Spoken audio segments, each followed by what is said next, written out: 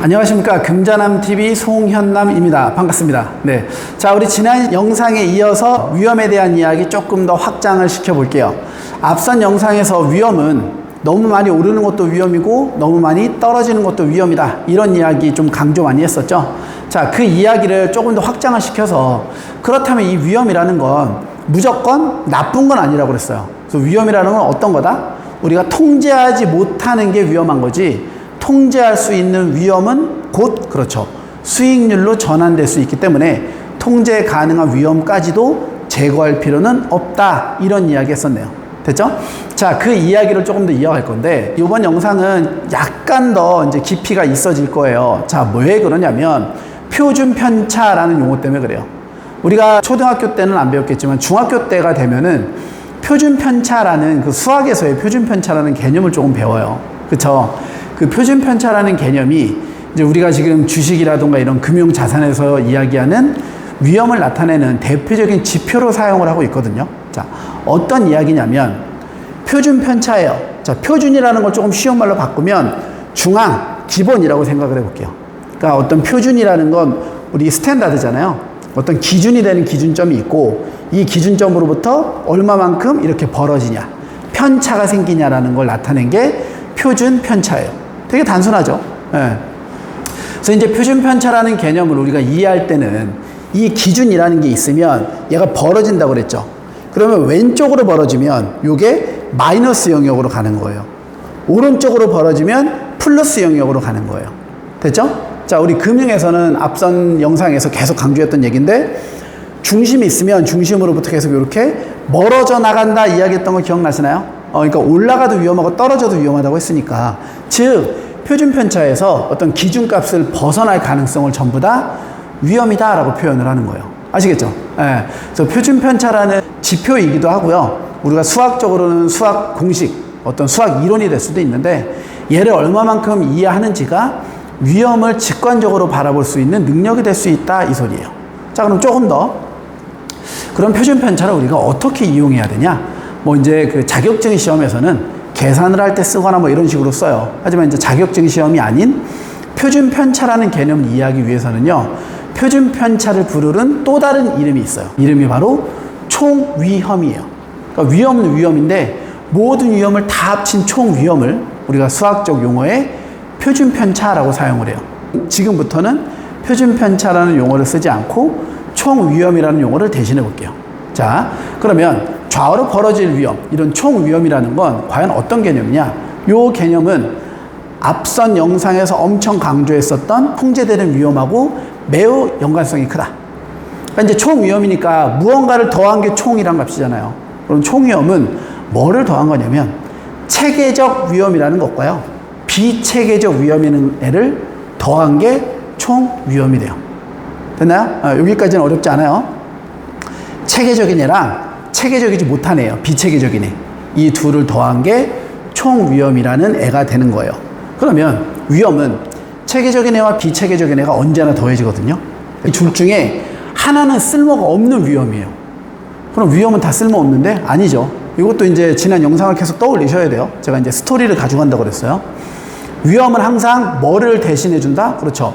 수익률을 대신해 줄 수 있는 애가 위험이다 라고 강조를 했었잖아요. 그러니까 이 총위험 중에서, 즉 총위험을 나눠보면 체계적 위험과 비체계적 위험이라는 애가 있는데, 이 중에 둘 중에 하나는 수익률로 전환이 되지만 또 다른 하나는 수익률로 전환되지 않을 수 있다는 거예요.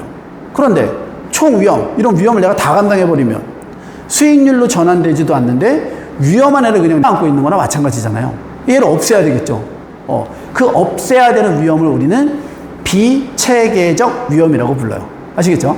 그러니까 항상 우리는 비체계적 위험을 제거시키고 체계적 위험만을 감당해서 그 체계적 위험에 대한 보상인 수익을 얻어내는 게 우리가 궁극적인 투자의 목적이다라고 할 수도 있어요. 어떻게 해야지 될까요? 그렇다면 다 알고 있을걸요, 여러분들?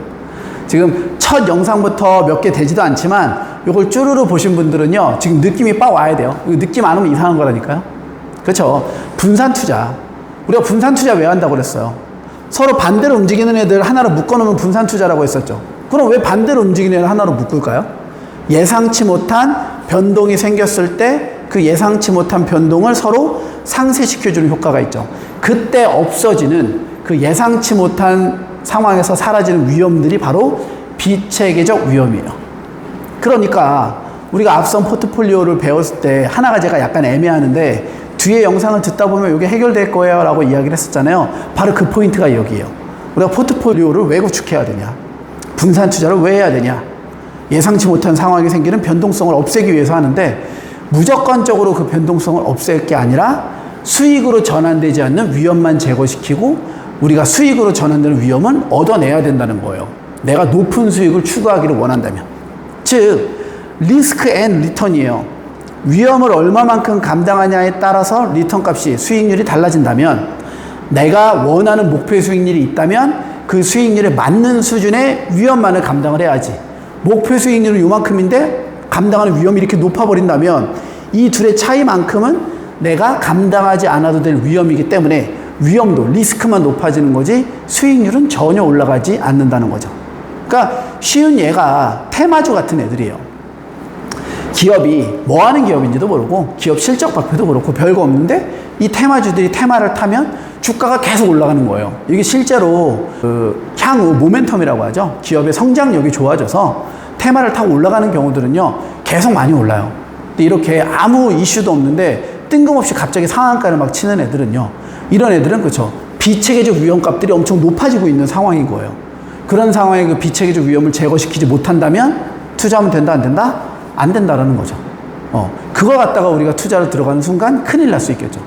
그러면 그 비체계적 위험을 대신할 수 있는 상관관계 값들을 봐야 되는데 테마주랑 역외상관이 걸리는 경우들이 되게 드물죠. 또는 떨어지는 만큼 충분히 올라오질 못하니까.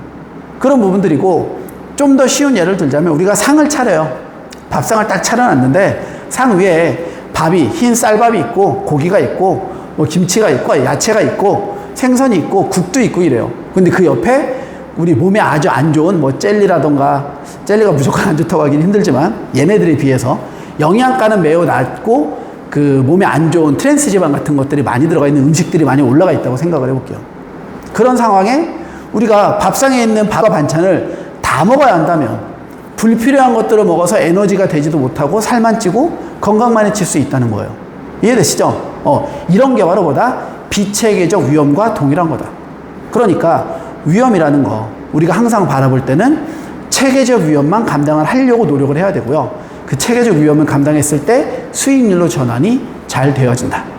하지만 우리가 보는 지표에서는요, 체계적 위험과 비체계적 위험이 합쳐진 총 위험이라는 지표를 볼 수밖에 없다는 거예요. 그게 바로 대표적인 지표인 표준 편차, 즉 시그마예요. 아시겠죠? 표준 편차를 우리가 수학 기호로 시그마라고 이야기를 하죠. 이런 애들을 주로 위험을 나타내는 대표적 지표로 쓰기 때문에요, 이 지표를 무시할 수는 없어요. 하지만 그 지표 안에서의 체계적 위험만 감당을 하고, 즉 체계적 위험만 빼내고 비체계적 위험을 계속 없애는 노력을 해야 된다. 그 비체계적 위험을 없애는 가장 쉬운 방법이 뭐라고요? 그렇죠, 포트폴리오 구축하는 거라고요. 분산 투자하는 거라고요. 이해되시나요? 네. 자, 이번 영상 여기까지고요. 이번 영상이 이제 앞서 분산 투자부터 수익률이라는 개념 잠깐 보고 위험까지 넘어왔는데, 이를 넘어오는 흐름 안에서의 스토리가 어느 정도 완성이 돼가요. 그러니까 실질적으로는 우리가 투자라는 건 수익과 위험의 관계를 보는 거예요. 근데 수익과 위험의 관계를 봤을 때 수익률은 계속 내고 싶은데 위험은 낮추고 싶잖아요. 그때 이 낮춰지는 위험이라는 게 바로 비체계적 위험을 지워내는 거라고요. 이런 것들을 완성시키는 게 바로 포트폴리오다. 그 포트폴리오에 있는 분산 투자 이론을 통해서 포트폴리오에서 비체계적 위험을 지워버리는 거다. 이렇게 보시면 되겠네요. 됐나요? 네. 자, 이번 영상으로 아마 위험에 대한 개념이 어느 정도 잡혔을 거라고 생각을 하고요. 다음 영상에서는요, 요 표준 편차라는 그 순수한 지표에 대한 이야기 조금 해볼게요. 약간 어려울 수는 있는데 우리가 알아두면 도움이 많이 되기 때문에요, 한 번 정도는 보실 필요가 있을 것 같아요. 됐죠? 네. 이번 영상도 듣느냐고 고생 많으셨습니다. 감사합니다.